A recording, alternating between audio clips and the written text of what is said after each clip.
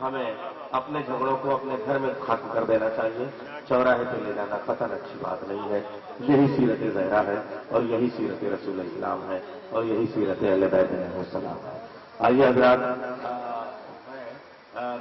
یعنی کبھی کبھی شخصیت اتنی جازب ہوتی ہے اور اتنے پہلو ہوتے ہیں کہ مجھے اگر جناب اصغر مولوی صاحب تقریر بھی کر سکتے ہیں اور شاعری بھی کر سکتے ہیں اور دونوں کام کر سکتے ہیں اور دونوں میں سے کسی ایک کو ترجیح بھی دے سکتے ہیں تو ان کا میمنٹو بھی باقی ہے. اچھا میمنٹو ہو چکا، لیکن جتنے میمنٹو دیے جا چکے ہیں اپنی آنکھوں کی قسم میں نے دیکھا ہے سب کو، اتنے ہی اور بھی باقی ہیں جو میرے خیال سے اگلے سال تک تقسیم ہوں گے، جب تک کہ اگلے سال کی محفل پھر نہ آ جائے گی. اللہ سلامت رکھے آپ حسین باقری صاحب کو. آپ ان کی صحت اور سلامتی کے لیے ایک بار نعرہ صلوات ارشاد فرمائیں. ابھی میں ایک تمہیدی تقریر کے طور پہ، اس لیے کہ ایک عالمی یوم مادر ہے، اس کا ایک پیغام بھی جانا چاہیے، ایک میسج بھی جانا چاہیے، اور اس کے لیے ایک عالم شخصیت ہے، عربی پہ بھی عبور ہے اور فارسی پہ بھی اور اردو زبان میں بھی دسترس ہے. میں گزارش کروں گا کہ جو اس کانفرنس کا مقصد ہے، جو ہمارا تھیم ہے، جو ہمارا ڈسکورس ہے، جو ہمارا آئیڈیا ہے اور جس کانسیپٹ کو لے کے ہم نے اس سیمینار، اس سمپوزیم اور اس پروگرام کو منعقد کیا ہے، اس کے حوالے سے گفتگو فرمائیں. حجت الاسلام والمسلمین مولانا جناب اصغر مولوی صاحب تشریف لے آئے. ہم ان کا استقبال کرتے ہیں. جتنے رموز نور تھے آدم کی خاک میں، سوارے سمٹ کے رکھے تابناک میں، پورے کھڑی ہے کسے تجلی کی تاک میں، دو چاک زانوؤں پہ ہے نو نسل پاک میں. شہزادی کی شان میں جناب نسیم امروی نے کہا جتنے رموز نور تھے آدم کی خاک میں، سب آگے سمٹ کے رکھے تابناک میں، پورے کھڑی ہے قصبے تجلی کی تاک میں، دو چاند زانوؤں پہ ہے نو نسل پاک میں، چلتی تھی ساتھ سایہ رحمت لیے ہوئے، اٹھتی نماز کو جماعت لیے ہوئے. شہزادی سید نسائی العالمین کی حضور خراج عقیدت پیش کرنے کے لیے تشریف لے آئے. عالی جناب مولانا جناب اصغر مولوی صاحب. اعوذ باللہ السمیع العلیم من الشیطان اللعین الرجیم. بسم اللہ الرحمن الرحیم. الحمد للہ والصلاة علی اہلہا. اما بعد فقد قال رسول اللہ صلی اللہ علیہ وآلہ وسلم فاطمۃ بضعۃ منی من آذاہا فقد آذانی. حاضرین محترم اور بزرگان عزیز، آج جس عظیم ہستی کی جشن ولادت کے موقع پہ آپ اور ہم یہاں جمع ہوئے ہیں، اور اس پروگرام کو جو نام دیا گیا ہے عالمی یوم مادر، یہ منسوب ہے اس ذات والا صفات سے جسے دنیا سیدۃ النساء العالمین فاطمہ زہرا سلام اللہ علیہ کے نام سے جانتی ہے، پہچانتی ہے. دختر رسول اکرم بنت رسول ایسی عظمت کی حامل ہیں، ایسی فضیلت کی حامل ہیں. عالمی یوم مادر، اگر ہم اس عنوان کو مد نظر رکھیں تو یہ بی وہ بھی ہے کہ جو نمونہ عمل ہے کائنات کی تمام خواتین کے لیے بھی، لیکن خصوصیت یہ ہے کہ اس لیے بھی اس کی معنویت بڑھ جاتی ہے کہ ہم اگر ماؤں سے منسوب کسی بھی دن کو کریں اور وہ شہزادی کی نسبت سے ہو، تو اس میں ایک خصوصیت یہ ہے کہ ہر ماں کی خصوصیت یہ ہے کہ وہ اپنی اولاد ہی کے لیے تنہا ماں ہوتی ہے. کائنات وجود میں جتنی مائیں ہیں وہ صرف اپنی بچوں کے لیے، اپنی اولاد کے لیے ماں کہلانے کی حقدار ہوتی ہے، مگر ذات فاطمہ میں اللہ نے مہر و محبت اور الطفت و عطوفت کا ایک ایسا سمندر معجزن کیا اور ایسی عطوفت اپنے پدر گرامی پہ نثار کی کہ خود سرور کونین نے ارشاد فرمایا فاطمہ تو ام ابیہا، فاطمہ میری ماں ہے. عظمت کے لحاظ سے اگر اس چیز پر گفتگو کی جائے تو بہت وقت درکار ہے، مگر مجھے اس وقت تفصیلی گفتگو نہیں کرنا ہے. بہت مختصر وہ یہ کہ جس ذات کو یہ شرف حاصل ہے کہ اسے ام ابیہا کا لقب ملا، فاطمہ میری ماں ہے. مرسل اعظم نے ارشاد فرمایا ایک باپ جس کا سارا زمانہ دشمن تھا، جسے اذیتیں پہنچائی گئی، جسے تکلیفیں پہنچائی گئی، جس نے خود یہ کہا کہ ما اوذی نبی قط کما اوذیت، جتنی اذیتیں مجھے پہنچائی گئیں اتنی اللہ کے کسی نبی کو نہیں پہنچائی گئی. ایسی اذیتوں کے ماحول میں اگر کوئی اس کے لیے سائے رحمت اور عطوفت تھی تو وہ ذات صرف اور صرف اس عظیم بیٹی کی تھی جسے فاطمہ زہرا کہا جاتا ہے. فاطمہ میری ماں ہے، اسی لیے سرکار دو عالم نے ارشاد فرمایا کہ فاطمہ میرا جز ہے، میرا ٹکڑا ہے. من آذاہا فقد آذانی، جس نے فاطمہ کو اذیت پہنچائی اس نے مجھے اذیت پہنچائی. اور جو پیغمبر کے لیے باعث اذیت ہو وہ انسان اللہ کے لیے باعث اذیت ہے اور اس کی نجات نہیں ہو سکتی. فاطمہ میرا جز ہے. اعلان پیغمبر اکرم کر رہے ہیں، ایک ایسی ذات جس کے بارے میں قرآن گواہ ہے. یہ کوئی اختلافی پہلو نہیں ہے، بالکل واضح قرآن نے کہا وما ینطق عن الہوا، جملہ اس زبان سے نکلا ہے جس پر وحی الہی کا پہرا ہے. قرآن نے کہا میرا حبیب میرا نبی کوئی بات نہیں کہتا مگر وہی کہتا ہے جو ہماری طرف سے وہی ہوتی ہے. سرکار مرسل اعظم کی خصوصیت ہی یہ ہے کہ نہ تو زبان مبارک سے کوئی ایسا جملہ نکلتا ہے جو اللہ نہ کہلوانا چاہے، اور سرکار دو عالم نہ کوئی ایسا کام کرتے ہیں جو رب نہ کروانا چاہے. اعلان یہ ہے قرآن کا واضح اعلان کہ پیغمبر کی زبان پر وحی الہی کا پہرا وما ینطق عن الہوا، اپنی مرضی سے کچھ نہیں کہتے، وہی کہتے ہیں جو اللہ کہلوانا چاہتا ہے. جو پیغمبر کہتے ہیں وہ بھی حکم الہی، جو کرتے ہیں وہ بھی حکم الہی. کہا فاطمہ میرا جز ہے.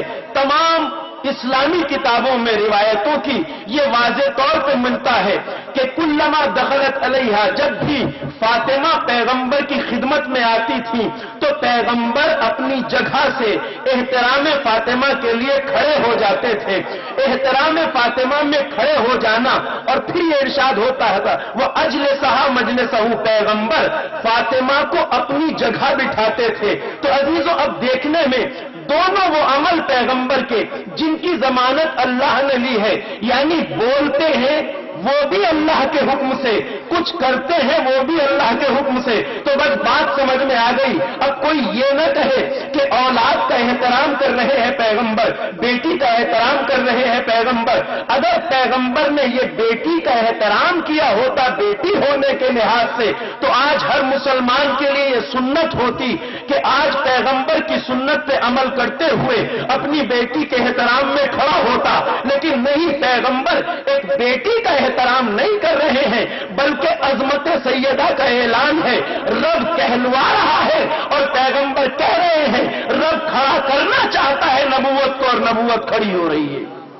احترام سیدہ اس لحاظ سے نہیں ہے کہ فاطمہ بیٹی ہے، اس لحاظ سے ہے کہ کائنات وجود کی یہ وہ ذات ہے جو مرسل اعظم کے ساتھ ساتھ جس طرح سرکار دو عالم پوری کائنات کے لیے نمونہ عمل ہے، اسی طرح فاطمہ تمام کائنات کی عورتوں کے لیے نمونہ عمل ہے. بلکہ میرا تو تجزیہ یہ ہے کہ شہزادی کائنات صرف خواتین کے لیے، عورتوں کے لیے تنہا نمونہ عمل نہیں ہے. ہاں ان امور میں کہ جو عورتوں سے مخصوص ہے بی بی ان کے لیے نمونہ عمل ہے، مگر شہرائے اطہر کی شجاعت اور ہمت اور ولولہ جو تاریخ نے سامنے رکھا، اعلان حق کے لیے یہ بی بی جب گھر سے نکلتی ہے تاریخ کہتی ہے اس فاطمہ کا عمل مدینے میں دیکھا گیا کہ جس نے یہ بتایا کہ ایک عورت کا سب سے بڑا کمال یہ ہے کہ نہ کوئی نامحرم اس کو دیکھے، نہ اس کی آواز سنے، نہ کسی نامحرم کی وہ آواز کو سنے. ہم نے دیکھا جس بی بی نے یہ ارشاد فرمایا جب بات اس کے حق کی آئی تو گھر سے نکل کے بتا دیا کہ یہ عام حالات میں عورت کا فریضہ ہے کہ وہ گھر میں بیٹھے کسی نامحرم کے سامنے گفتگو نہ کرے، مگر جب مال کا حق کو باطل کہو تو اپنے حق کے لیے گھر سے نکلنا بھی ضروری ہے، باطل سے مقابلہ کرنا بھی ضروری ہے. اور یہ ہمت اور مردانگی شجاعت کا یہ سبق ہے جو بی بی دو عالم نے دیا. اور بات معمولی نہیں ہے. مرسل اعظم نے اگر یہ فرمایا فاطمہ میرا جز ہے، جس نے فاطمہ کو اذیت پہنچائی اس نے مجھے اذیت پہنچائی. مجمع اصحاب میں بارہا سرکار دو عالم نے فرمایا ان اللہ یرضی لرضاها ویغضب لغضبها، اللہ فاطمہ کی رضا سے راضی ہوتا ہے، فاطمہ کی ناراضگی سے ناراض ہوتا ہے. یعنی کائنات وجود میں ہر وہ انسان جو دائرہ اسلام میں ہے، مرسل اعظم کی فرمائی ہوئی اس حدیث مبارکہ کو اپنے مد نظر رکھے. یعنی اللہ فاطمہ کی رضا سے راضی ہوتا ہے، فاطمہ کی ناراضگی سے ناراض ہوتا ہے.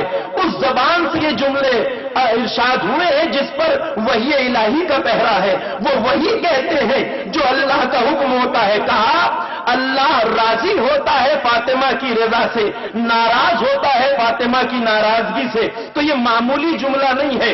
اگر کسی کی نظر میں عظمت مرسل اعظم اس طرح سے نہ ہو جس طرح ہونا چاہیے تو وہ اس حدیث کو درکنار کر سکتا ہے. مگر جو پیغمبر اکرم کا احترام جانتے ہیں وہ یہ جانتے ہیں کہ اس حدیث کا مطلب اور مفہوم کیا ہے.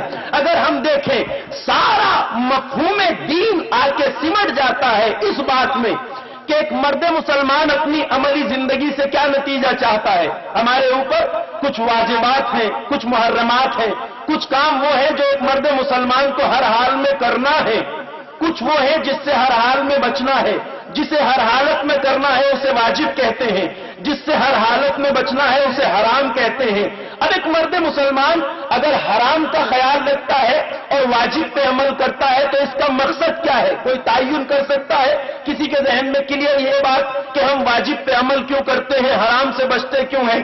اس لیے کہ ہم اللہ کے بندے ہیں. سب سے بڑا مقصد انسانی زندگی کا یہ ہے کہ انسان اس طرح بندگی اللہ کی کر کے جائے کہ وہ ایسا عمل کرے اس دنیا میں جیتے جی کہ اس کا رب راضی ہو جائے. سب سے بڑا مقصد بندگی اور عبادت کا جو شعور کی روشنی میں عبادت کرتے ہیں ان کی عبادت کا مطلب یہ ہے کہ ہمارا رب ہم سے راضی ہو جائے. خاص طور سے ہمارا واسطہ اور رابطہ محبت تو اس ذات گرامی سے ہے جس نے پورے فخر کے ساتھ ارشاد فرمایا، اے میرے پروردگار علی نے تیری عبادت نہ تو جنت کی چاہت میں کی ہے اور نہ جہنم کے خوف سے کی ہے بلکہ تجھے لائق عبادت پایا اس لیے عبادت کی ہے.